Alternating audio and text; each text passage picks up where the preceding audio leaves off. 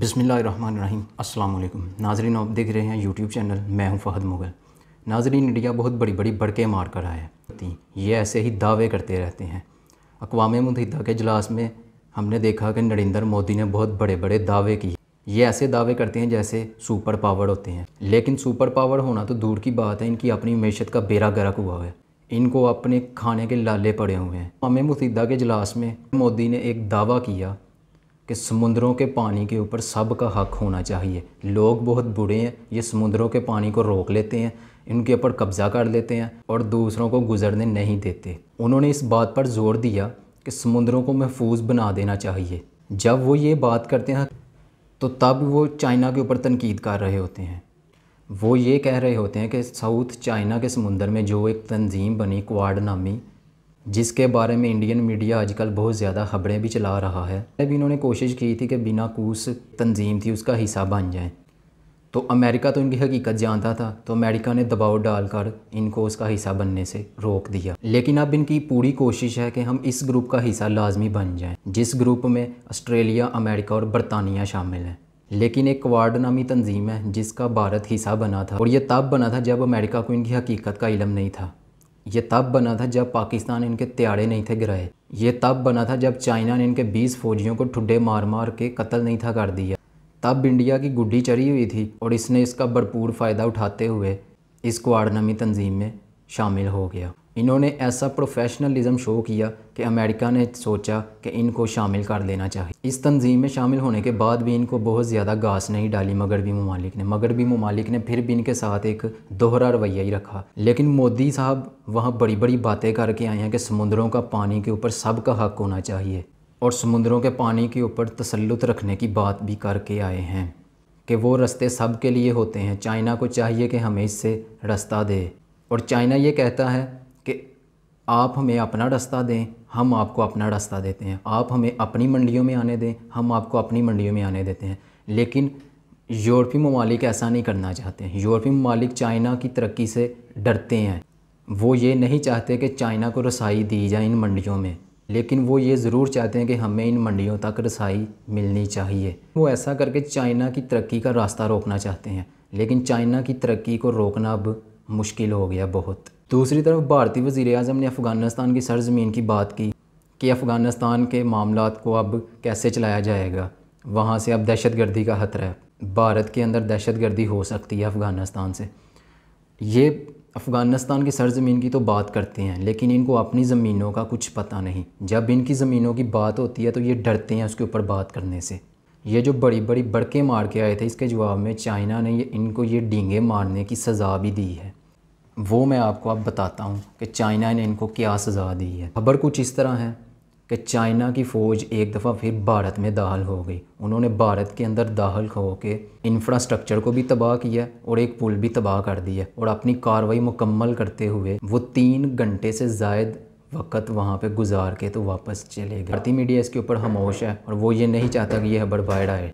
ये the economics times का दावा है और इसकी तरदीद अभी तक भारत से नहीं आ रही और आएगी भी नहीं। इस खबर की तफसील कुछ इस तरह है कि सिक्योरिटी इस्टेब्लिशमेंट के अंदरूनी ज़राए के मुताबिक पीपल्स लिबरेशन आर्मी के 100 से ज़्यादा फ़ौजियों ने हाल ही में भारतीय शहर उत्तराखंड के बारहोती सेक्टर से सरहद अबूर की और कुछ इंफ्रास्ट्रक्चर को तबाह कर दिया और एक पुल को भी नुकसान पहुंचाया। ये वाक़या हाल ही में हुआ और किसी ने इसके ऊपर जानबूझकर ध्यान नहीं दिया, क्योंकि PLA के दस्ते इंडियन आर्मी के आने से पहले अपनी कार्रवाई मुकम्मल करके वापस जा चुके थे। ये तो इंडियन आर्मी का हाल है, यानी इंडियन फ़ौजी तब तक पहुँचे ही नहीं थे जब तक चाइनीज़ अपना काम कर रहे थे। ऐसा लगता है कि इंडियन जानबूझकर उनका सामना करने से कतराते हैं। मैं आपको ये खबर देता हूँ कि ये आए क्यों थे और इन्होंने क्या किया और ये गए कैसे और इनका मकसद क्या था। यहाँ भारत कुछ इंफ्रास्ट्रक्चर बना रहा था, ऐसी चीज़ें बना रहा था जो चाइना को आगे चल के नुकसान पहुँचा सकती हैं किसी भी लड़ाई की सूरत में, और किसी भी दूसरी तरह से वो चाइना को नुकसान पहुंचा सकती थी। लिहाजा चाइना उन चीज़ों को हटाना चाहता था और चाइना ने 100 से ज़्यादा फ़ौजी 55 गोरों के साथ भारत की सरज़मीन में दाखिल कर दिए। یعنی 55 گھوڑے تھے اور بہت سارے فوجی تھے۔ یہ 5 کلومیٹر سے زیادہ بھارتی سرحد کے اندر داخل ہوئے۔ PLA کی اس کارروائی کی وجہ سے بھارت کے نئی دلی میں تشویش اور بہت سارے تحفظات پائے جاتے ہیں، لیکن بھارتی فوج کچھ کرنے کے موڈ میں نہیں اور وہ ایسا کر بھی نہیں سکتے، اور چائنا کو چیلنج کرنا ان کے بس کی بات نہیں، اور ایسا نہیں لگتا کہ بھارتی فوج چین کی فوج کو چیلنج کرے یا ایسا کرنے کے بارے میں سوچے، کیونکہ حال ہی میں ان کو پاکستان سے مار پڑی ہے۔ اس کے بعد ان کو چین نے بہت بری طرح مارا، اور پھر اس کے بعد جو ان کا بہت بڑا سپورٹر بیٹھا ہوا تھا اس خطے میں، امریکہ، وہ بھی افغانستان کو خالی کر کے واپس چلا گیا ہے۔ لہٰذا بھارتی فوجیوں کا مورال اتنا بلند نہیں ہے جتنا پہلے ہوا کرتا تھا۔ کچھ حکومتی عہدیداروں نے تصدیق کی ہے کہ چینی فوجی گھوڑوں کے ساتھ بارہوتی کے قریب چراگاہ میں تون جون نالا پاس کو عبور کرتے ہوئے اندر آئے۔ بھارتی حدود میں تقریباً 3 گھنٹے سے زیادہ وقت تک رہے۔ ذرائع نے بتایا کہ مقامی لوگوں نے اس کی اطلاع فوج کو دی، لیکن فوج آئی نہیں، اور بھارتی فوج تب پہنچی جب چین کی فوج اپنی کارروائی مکمل کر کے واپس جا چکی تھی۔ یہ تو بھارتی فوج ہے جو چائنیز فوج کا سامنا ہی نہیں کرنا چاہتے۔ ایک دور تھا جب یہ چائنیز کو دباتے تھے اور چائنیز کو کچھ سمجھتے ہی نہیں تھے اور ان کو بہت کمزور سمجھتے تھے، لیکن آج چائنا معاشی طور پہ اور فوجی طور پہ ایک طاقتور ترین ملک بن چکا ہے۔ اس کے پاس طاقت بھی زیادہ ہے، وسائل بھی زیادہ ہیں اور ٹیکنالوجی بھی بہت زیادہ ہے، اور وہ ایک لمبی جنگ لڑ بھی سکتا ہے۔ لہٰذا بھارت کبھی بھی اس کو چیلنج نہیں کرے گا، چاہے وہ گالون سیکٹر میں آئے، چاہے وہ پینگونگ کے علاقے میں آئے، چاہے وہ فنگرز ایریا کے علاقے میں۔ جب چاہتا ہے بھارتی رستے بلاک کر دیتا ہے، اور جب چاہتا ہے ان کے فوجیوں کو ہوپ پھینٹی بھی لگا لیتا ہے، پھر ان کی ویڈیو وائرل کرتا ہے۔ وہ کک آف دی سینچری آپ کو شاید یاد ہو، چائنیز فوجی نے بھارتی فوجی کو ماری اور وہ الٹا گرا تھا۔ تو اس طرح کے بہت سارے مناظر ہیں، اور بھارت دنیا کی باقی فوجوں کا مقابلہ کرنے سے اب ڈرتا ہے، اور ان کا وزیر اعظم پوری دنیا میں ایسی گفتگو کرتا ہے جیسے کوئی سپر پاور ہو۔ اکنامکس ٹائم نے یہ رپورٹ کیا ہے کہ LAC کے بارے ہندوستانی اور چینی خیالات مختلف ہیں، جس کی وجہ سے خطے میں بار بار دراندازی ہوتی ہے۔ ان کا کہنا تھا کہ مرکزی سیکٹر میں اضافی دستے تعینات کیے جا رہے ہیں۔ انڈیا یہ کہتا ہے کہ یہاں تو کوئی بارڈر ہے ہی نہیں، ہمیں تو پتہ ہی نہیں ہے وہ لائن کیا ہے، اور جو ایکچوئل لائن ہے وہ کدھر ہے، اور کہاں سے آگے ہماری حد ہے اور کہاں سے آگے چائنا کی حد ہے۔ اس لیے وہ غلط فہمی ہو جاتی۔ 5-5 کلومیٹر تک غلط فہمیاں نہیں ہوتی، 8-8 10-10 کلومیٹر تک غلط فہمیاں نہیں ہوتی۔ چائنیز فوج کا جب دل کرتا ہے انڈیا میں گھستی ہے، جب دل کرتا ہے ان کی فوج کو مارتی ہے، جب دل کرتا ہے ان کی فوج کی ویڈیوز بناتی ہے، اور جب دل کرتا ہے ان کی فوج کی ویڈیوز کو وہ وائرل بھی کر دیتی ہے۔ انڈین فوجی جو ریٹائرڈ ہیں وہ یہ تجزیہ کر کر کے تھک گئے ہیں، اور جو انڈین میڈیا کے نیوٹرل بندے ہیں وہ یہ بتا کر تھک گئے ہیں کہ چائنیز روز آتے ہیں، مار کے چلے جاتے ہیں، جو دل کرتا ہے وہ اٹھا کے لے جاتے ہیں، اور جس کا دل کرتا ہے وہ انفراسٹرکچر تباہ کر دیتا ہے۔ تو اس کے بدلے میں ہماری فوج کیا کرتی ہے؟ میں بتاتا ہوں آپ کو کہ بھارتی فوج وہاں پہ کیا کرتی ہے۔ وہ بینرز لے کے کھڑی رہتی ہے، اس کے اوپر لکھا ہوتا ہے پلیز آپ واپس چلے جائیں، آپ ہمیں تنگ نہ کریں اور یہاں پر نہ آئیں۔ یہ اس بھارت کی کمزوری ہے جو صرف پاکستان کے خلاف ہی ڈینگے مار سکتا ہے۔ دوسری طرف چائنا نے بھارتی فوج کو یہ اس وقت چیلنج کیا جب بھارت پوری دنیا میں اچھل کر امریکہ کے ساتھ پینگے چرا رہا ہے۔ ان کا وزیر اعظم بھی امریکہ پہنچا اور پھر وہ اس قسم کے بیانات بھی داغ رہا ہے۔ عالمی قوتوں کے ساتھ مل کر چین اور پاکستان کے خلاف سازشیں بھی کر رہے ہیں۔ یہ خود بھی CPEC میں نہیں جڑتے اور CPEC کو تباہ بھی کرنا چاہتے ہیں، اور افغانستان میں امن کے مخالف بھی ہیں۔ اگر ہم اس پورے خطے میں دیکھیں کہ بھارت جس ملک کو سب سے زیادہ پسند کرتا ہے تو وہ اسرائیل کا نام ہے۔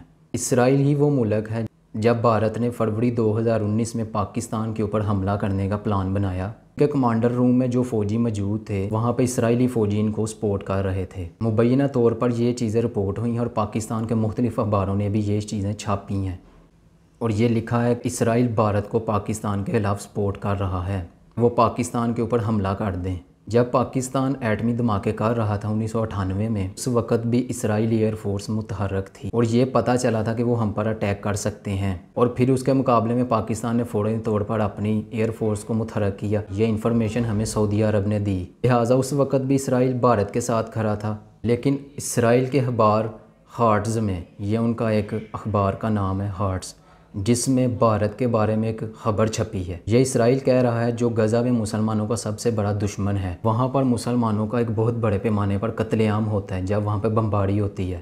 پوری دنیا اس کی مذمت کرتی ہے، یونائٹڈ نیشن بھی مذمت کرتا ہے، باقی مسلم ممالک بھی اس کی مذمت کرتے ہیں، حتیٰ کہ امریکہ تک اس کی مذمت کرتا ہے۔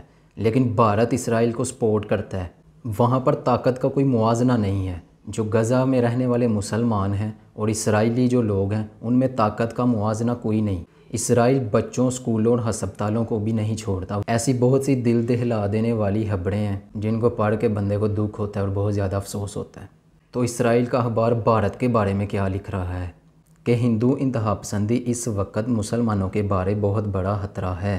بھارتی وزیر اعظم اسلامی انتہا پسندی کے خطرے کے بارے میں دنیا بھر کے سربراہوں سے گفتگو کر رہے ہیں، لیکن بھارت کو لاحق حقیقی خطرہ انتہا پسند ہندوؤں سے ہے، جن کی بدتمیزیوں اور اسلام مخالف تعصب سے خود مودی کی اپنی جماعت بھی محفوظ نہیں ہے۔ یعنی جو آگ مودی نے لگائی وہی آگ اب اس کے گھر واپس آ رہی ہے۔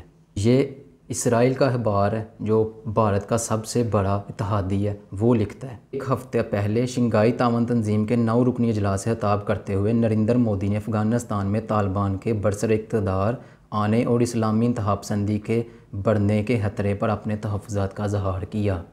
ورچوئل کی گئی اپنی اس تقریر میں چین، روس اور وسطی ایشیائی اور دیگر رکن ممالک سے انتہا پسندی اور دہشت گردی کے خلاف متحد ہونے پر زور دیا گیا۔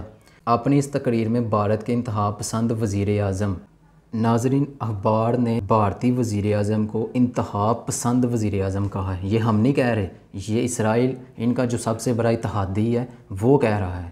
مذہبی انتہا پسندی طرحی طور پر وسطی ایشیائی ممالک کی ترقی کی راہ میں رکاوٹ بن رہی ہے، لیکن اس بارے میں بین الاقوامی سینئر تجزیہ کاروں کا کہنا ہے کہ اس وقت کی تاریخ میں بھارتی مسلمان دنیا بھر میں ہونے والی جہادی تنظیموں سے دور رہے ہیں۔ بھارتی مسلمانوں نے نہ ہی 80 کی دہائی میں ہونے والی سوویت جنگ میں مجاہدین کا ساتھ دیا اور نہ ہی طالبان کی عمارت میں ان کا کوئی کردار رہا ہے۔ 2 ارب کی آبادی رکھنے والے ملک سے داعش میں شامل ہونے والے بھارتی مسلمانوں کی تعداد بمشکل 100 ہے اور خلافت کے 40,000 غیر ملکی جنگجوؤں میں یہ شرح 1% سے بھی کم ہے۔ مودی کے بیان کے تناظر میں اگر دیکھا جائے تو حقیقت بالکل مختلف ہے۔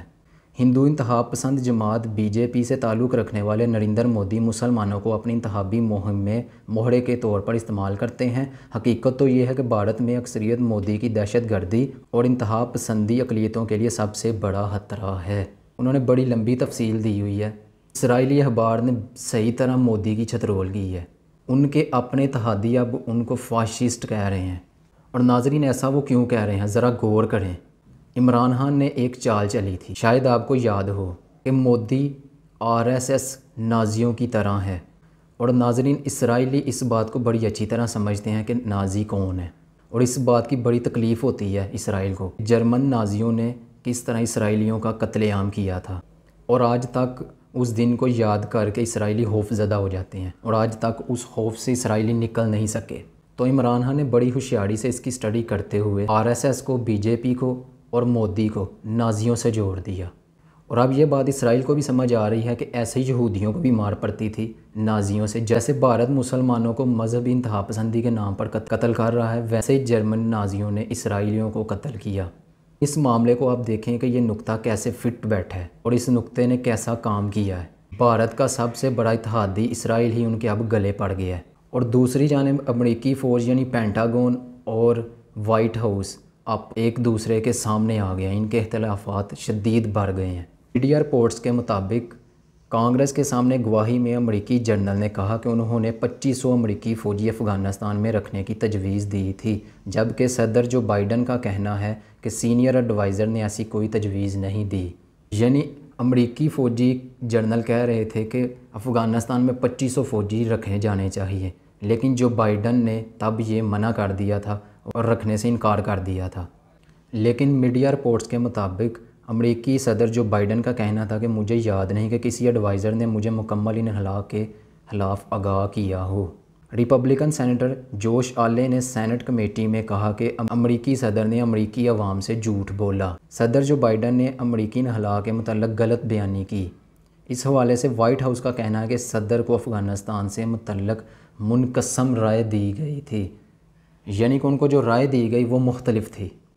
ایک طرف امریکی جنرل کہہ رہے ہیں کہ ہم نے یہ تجویز دی تھی کہ 2500 امریکی فوجی افغانستان میں رکھے جانے چاہیے، لیکن دوسری طرف جو بائیڈن سرکار کہہ رہی ہے کہ ہمیں ایسی کوئی تجویز نہیں تھی دی گئی۔ ترجمان وائٹ ہاؤس جین ساکی انہوں نے کہا کہ تجاویز سے قطع نظر فوجی انخلا صدر جو بائیڈن کا اپنا ذاتی فیصلہ تھا، بالآخر فیصلہ کمانڈر ان چیف کا ہوتا ہے۔ صدر نے فیصلہ کیا کہ 20 سال کی طویل جنگ ختم کرنے کا وقت آ گیا ہے۔ ڈیڈ لائن کے بعد بھی اگر امریکی فوجی افغانستان میں رہتے ہیں تو اس کا مطلب امریکہ کی ایک اور طویل جنگ طالبان سے شروع ہو سکتی ہے۔